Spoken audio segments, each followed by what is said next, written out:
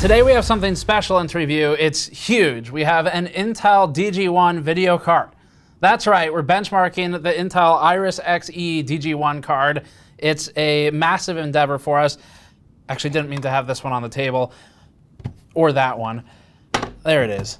But we're looking at the DG1 Iris Xe card today. These get confusing by naming, by architecture, by just about everything. So we're going to be going through the architectural details, some of the naming intents that Intel has, and looking at gaming benchmarks for how it performs. It's effectively an IGP on a PCB with its own memory, but no CPU attached. Let's get started. Before that, this video is brought to you by Arctic and the Liquid Freezer 2 line of liquid coolers, which tested among the best in our thermal charts for CPU coolers. The Arctic Liquid Freezer series has had continual advancement since our original review, with updates in the mounting kit, including an AMD offset bracket for better thermals, and a longer warranty. Arctic also has its MX5 thermal compound available on the market now if you need some thermal paste for your regular maintenance. Learn more at the links in the description below. So this is actually pretty major for Intel, and it was important for us too because we need to learn more about Intel's GPU nomenclature, terminology, how it structures things architecturally and containerizes them. And the reason we need to learn all of that on our end is because Intel obviously hasn't really done GPUs much in the past, but they're ramping into it. And at this point, Intel appears to be moving pretty quickly. So Intel has a number of different versions of its Xe graphics that it's working on right now. HPG is the one that you all will be probably the most interested in as it approaches. That's the higher end or higher performance gaming solution. This is an interesting stopgap. It's not really meant to target the gaming market, but it can certainly do gaming. And with the APUs that we just looked at, it happened to be a really good time to benchmark the Iris Xe graphics on its own PCB. The intent of this card by Intel was to help fill the small business market for OEMs and pre-built systems. And to that end, we ended up buying it in a $750 box. It has an Intel i5-11400F in it. It's a CyberPower computer. It comes with all of the same CyberPower bonuses that you get with CyberPower computers. We had to do some troubleshooting out of the box. And it comes with a motherboard that's compatible with the card. These cards are not compatible with just any motherboard. They do need to be explicitly supported, from what we understand at least.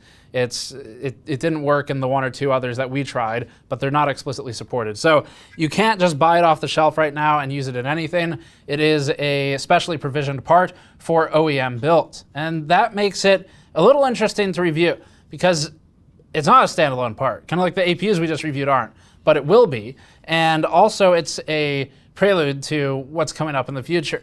So as part of this piece, one of the things that we wanted to endeavor to do is inform everyone on Intel's plans and terminology. We have time bars over there. If you don't want to be informed and you would rather just see the charts, then you can skip over to them, but you're not allowed to say anything if you don't understand something. But our hope is to walk through some of the Intel Xe family naming. As for specs, this one is an 80 EU part or execution units. It is therefore running 640 shaders. It has 20 ROPs, it's got 40 TMUs, and it's a 10 nanometer SuperFin process. That's right, Intel's got 10 nanometer now. Base clock, 900 megahertz, advertised boost, 1650. We'll validate that in testing to the extent that we can. And memory, 4 gigabytes, 4266 LPDDR4X on the board attached to it. So despite being effectively an IGP that has been siphoned out of the CPU and slapped onto a PCB, it does function as a video card would. TDP on this is 30 watts. It's all through the PCIe slot. There's no auxiliary power connectors on this board. And it also has DisplayPort, which gives it an advantage over the GT 1030. Speaking of which, Intel's marketing specifically is targeting the GT 1030, which currently in the pre-built market is one of the most popular or most commonly in stock that you can get in a pre-built. Also horrifically overpriced in a lot of instances. It's terrible what they're doing to people right now with GT 1030s. But this was in a $750 build with an 11400F in it. So I don't know if that's better or not. This market's weird.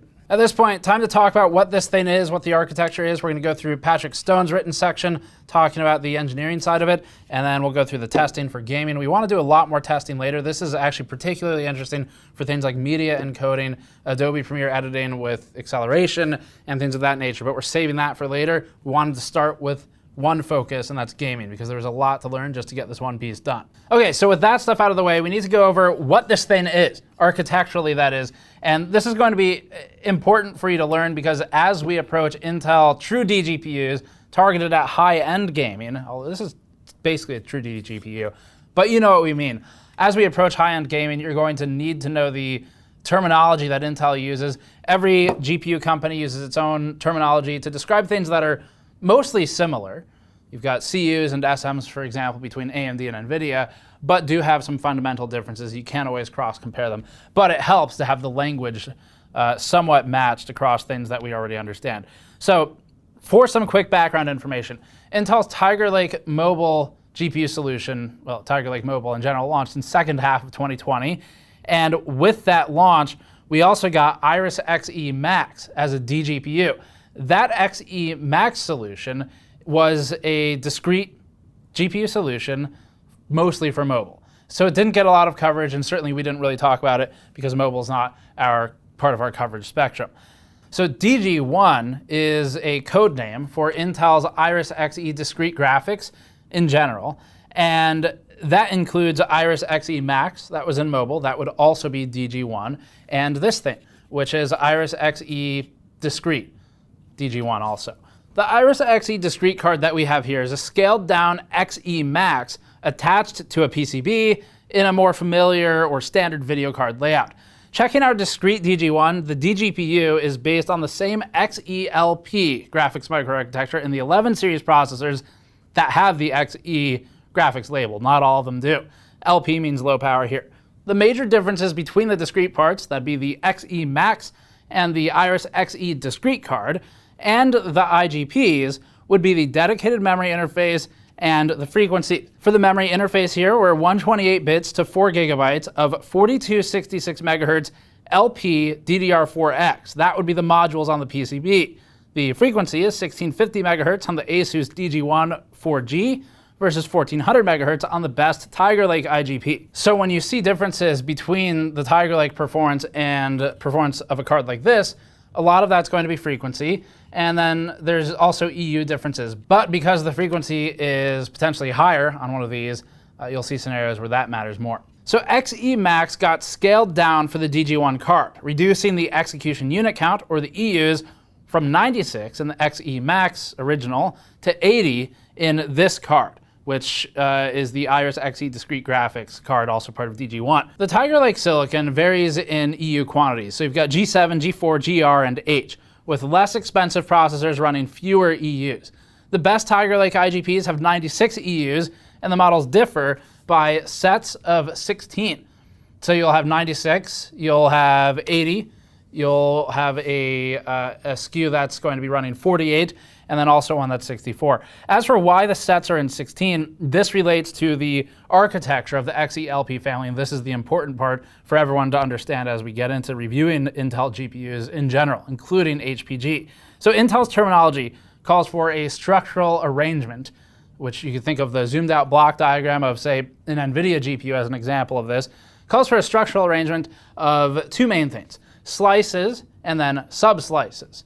One is within the other. A subslice of an Xe GPU LP contains 16 EUs, and there are up to 6 subslices in one slice. You can think of a subslice kind of like an SM in the NVIDIA world, although we can't directly compare cross architecture, so this is only to ease the understanding. That would be the easiest analog. The Iris Xe discrete card we're looking at today has one fewer subslice than the Xe Max in laptops previously, with the former at 5 subslices of 16 EUs, totaling 80. In an Xe Max or a fully populated Iris Xe IGP, there are 6 subslices that are grouped together to make a full XeLP slice.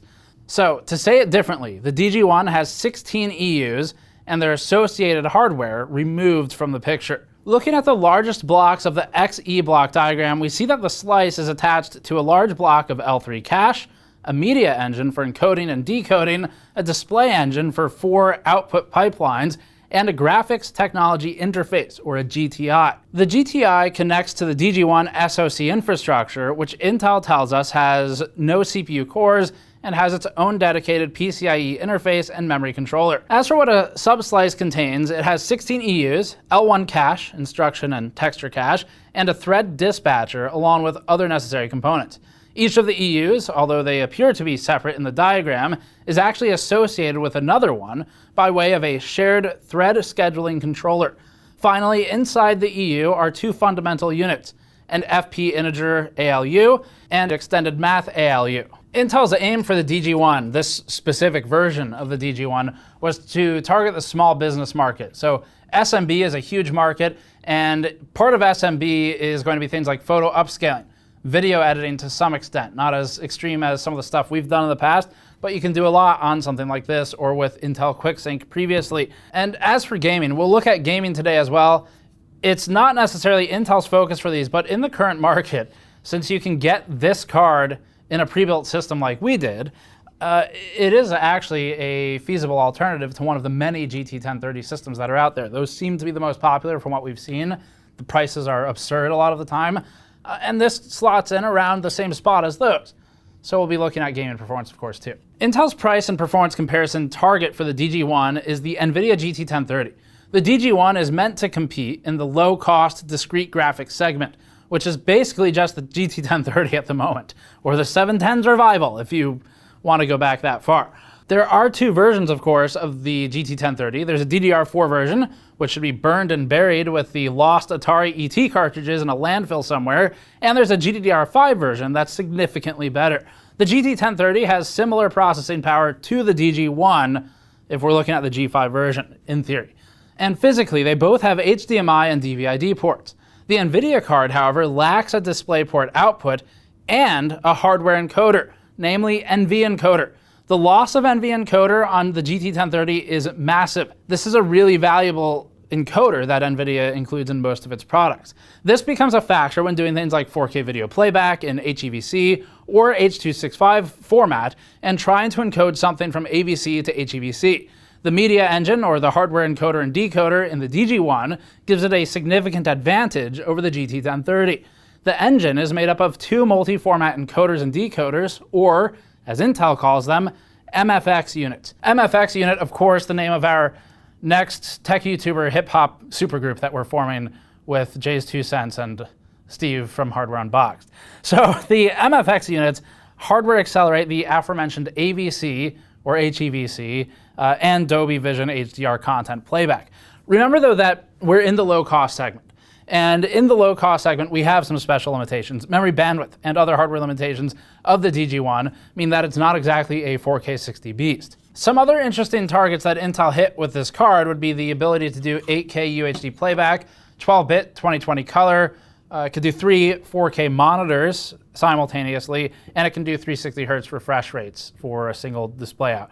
So all of these could be selling points for a business use, SMB, or for a cost-conscious, we'll use the word creator here hesitantly. So if you don't do much gaming, there's still, or actually maybe more, there's especially value in theory in something like this. Now back to the gaming GPUs. Intel and Raja Koduri at Intel have been teasing these silicon shots of upcoming dedicated video cards. It's really a confusing marketplace right now with something like this, where you've got an IGP on, it's a dedicated video card, but it's not what we mean. So Intel's got a couple things going on. The Intel Xe LP is just one part of Intel's plan to re-enter the discrete GPU market. In all, there are 4 distinct microarchitectures based on the Intel Xe architecture. We need to get the terminology here right too, so that everyone's on the same page with this. All 4 of them share a common base instruction set that's across this, HPG, HPC, and so forth. And each of them has a workload-specific extension or extension set. So we've already covered XELP for low power and for integrated and entry discrete graphics. This includes the Xe IGPs, like the ones found in Tiger Lake laptops, the Xe Max mobile discrete DGPU, and the Xe DG1 discrete GPU that we have here, and a server variant codenamed SG1, not Stargate with MacGyver. There's also the XeHP high performance branch that will be for data center and AI workloads later. The next step up is XeHPC for high performance computing and exascale processing. Xe HPC's first offering, codenamed Ponte Vecchio, features die stacking and embedded multi-die interconnect bridges, or EMIBs. The die stacking, or 3D packaging technology, is called Foveros. We've talked about this in the past. And it'll enable fast access to larger cache structures called, yes, Rambo cache. Intel saw AMD with its game cache, and Intel said, hello, fellow kids. I'm also cool and relevant. Allow me to introduce Rambo cache. That's modern. Anyway, while all of this may sound similar to AMD's stacked 3D cache, there is a direct and significant difference. Intel's process uses micro bumps, think BGA, while AMD's process is direct die to die. Please continue your Intel versus AMD feud in a different forum, not ours. Go take it over to Linus or something. We'll move on to EMIB. EMIB first appeared a few years ago in Hades Canyon to link an RX Vega M GPU to some HBM2. In Ponte Vecchio, it's being used again to connect HBM, but this time it's forming the interconnect to Xe HPC GPUs. Finally, we get to Xe HPG for gaming, which is what most of you are waiting for. The savior Intel to come into the market and rescue us from the shortages and ridiculousness of AMD and NVIDIA. That's where we are now. But this one is the high-end part that's got modules from each of the other three families as part of it to give, in theory, the best blend of performance between pure graphics and processing capabilities and pure compute. Leaked specs suggest that the most powerful Xe HPG graphics device may have better memory using GDDR6, double the memory interface at 256-bit, 4 times the memory capacity at 16 gigabytes, and more than 6 times as many EUs at 512, and higher clock speeds at 1100 and 1800 megahertz base and boost respectively. But that's for another time. And now that we understand Intel's naming, its familial positioning of all the products, and what this is, let's get into the benchmarks of this card specifically and see how it does. We'll start with gaming. Our first set of tests will look at the gaming aspect. This is compared to the integrated graphics and low-end graphics solutions that we recently evaluated in our AMD APU roundups. For these tests, we paired the Iris Xe DG1 with a 10900K to ensure it was unconstrained by the CPU. This scenario is a bit odd because it's not a realistic combination, but that's not the point. We want to see how well the DG1 will do when it's not limited by the CPU, similar to our GPU reviews. That does mean that the APUs are coupled with technically slower CPUs, but the APU graphics processors are so comparatively weak to their host CPUs that a CPU bind with them is uncommon. The charts will list the new card as Iris Xe DG1. In Fortnite at 1080p low, the Intel Iris Xe DG1 ran at 91 FPS average with lows at 43.1% and 22.1%. The unconstrained DG1 ends up about equal in average FPS to the GT 1030 GDDR5 model, even when it was coupled with the same 10900K. There's one major weak spot though, and that's the lows.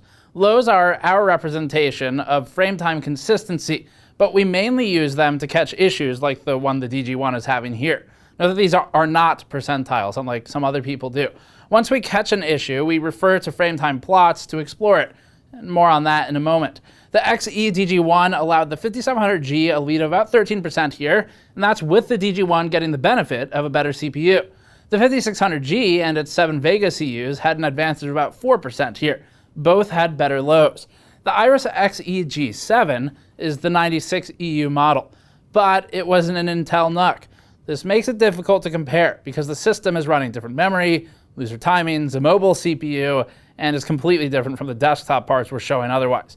Intel left its older parts in the dust though, like the UHD 750, and the GT 1030 DDR4 isn't anywhere close either. Being at parity with a GT 1030 from the biggest GPU maker is a great position, but we need to see more than just average FPS parity.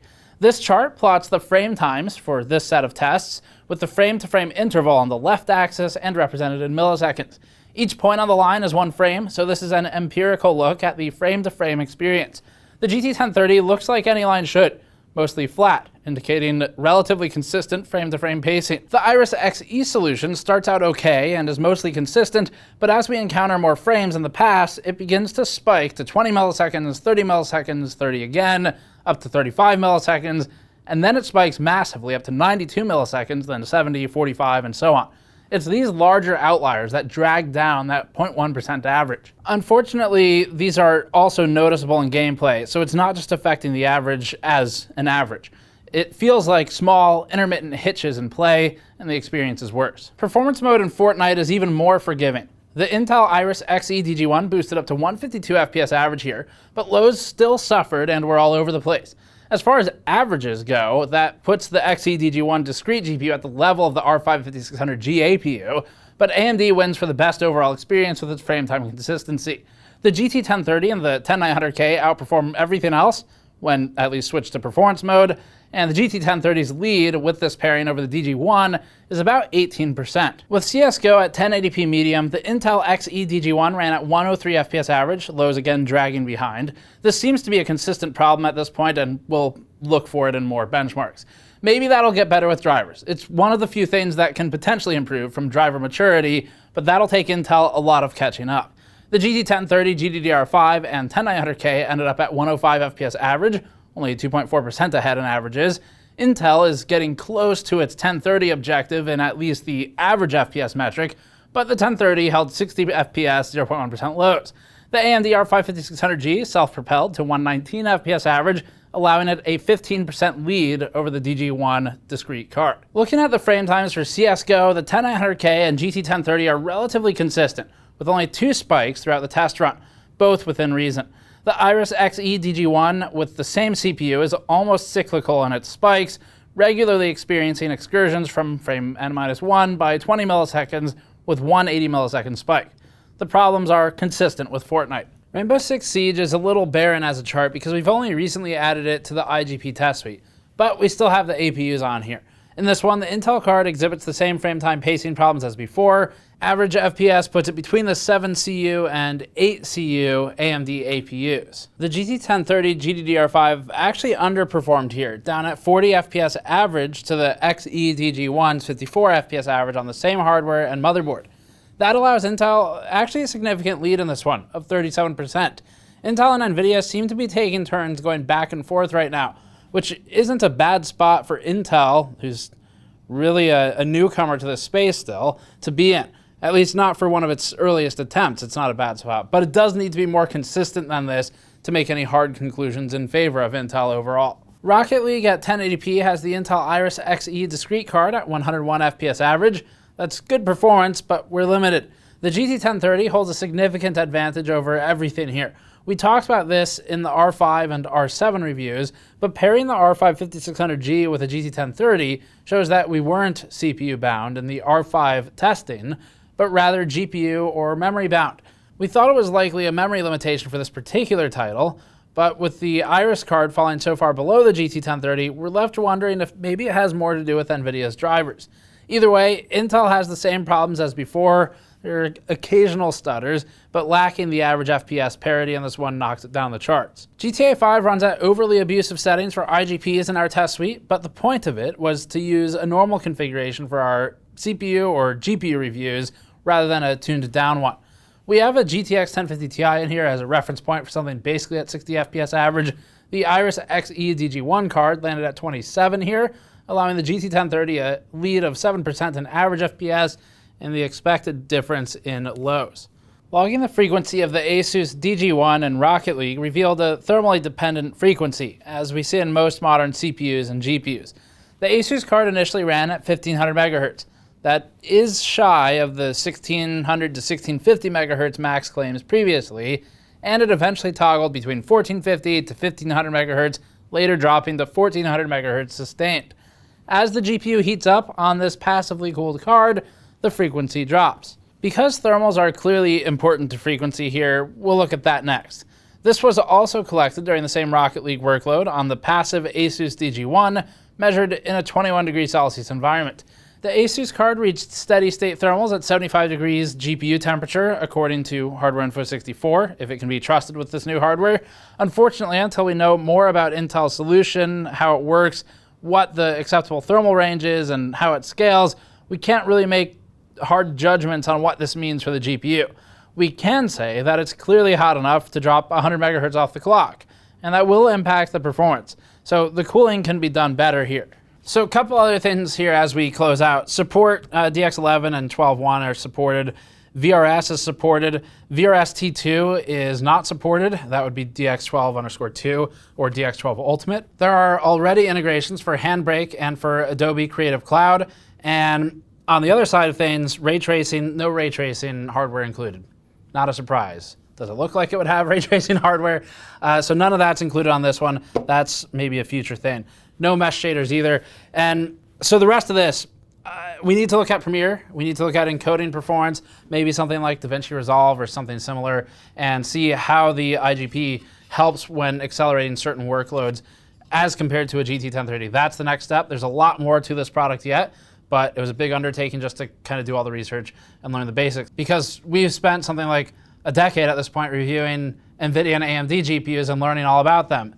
We haven't done that for Intel, other than occasional IGP looks, but never any architectural deep dives or really trying to understand the internals of it. And so that means that there's more of a learning curve for everyone for this, including viewers and reviewers alike.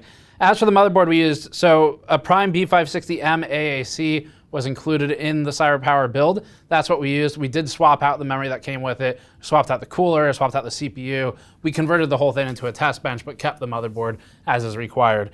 And then we were able to work from there as a platform. But everything else was controlled other than the motherboard being a changing part for this one. So then that's it. The gaming benchmarks are interesting because Intel trades places with the GT 1030 sometimes, and that's a pretty good place to be. Intel needs to improve in a few key areas. One of them specifically is frame time consistency, or the pacing of frame delivery. So we want to see that frame to frame interval get more consistent. That might be a driver thing. We're not sure at this point, but certainly in the past, AMD especially and NVIDIA have improved existing product frame time consistency or frame pacing with driver updates, sometimes alone. So there might be hope yet there. And Intel has a lot of ground to make up on software, so it wouldn't be surprising if that's the key issue. And hopefully it is, because that's a lot easier to solve than hardware. Other than that, it's kind of back and forth. Sometimes it's better, sometimes it's worse, but not a bad starting place. And as a reminder, Intel wants this to be a small business part for accelerating things like light-ish content creation and content playback consumption, things of that nature.